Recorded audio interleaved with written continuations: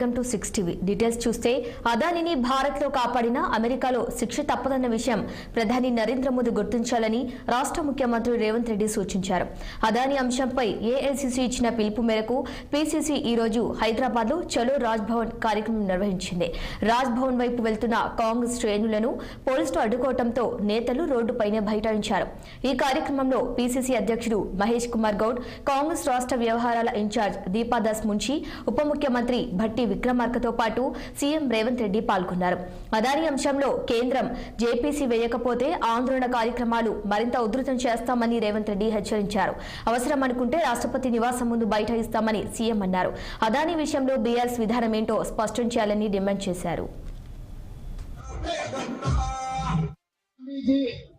मल्लिकार्जुन खड़गे जी अदानी और प्रधानी के बारे में जो चर्चा उठाए संसद में, इसके बारे में चर्चा कर जॉइंट पार्लियामेंट्री कमेटी डालने के लिए हमारा कांग्रेस पार्टी के ओर से इंडिया अलायंस के तरफ से हम लोग डिमांड किया हुआ है और लोकसभा स्पीकर, राज्यसभा चेयरमैन से भी विपक्ष ने बात सामने रखा हुआ है कि आप जेपीसी डालो, हम लोग चर्चा के लिए तैयार हैं, ये चर्चा इस संसद में लागू करो।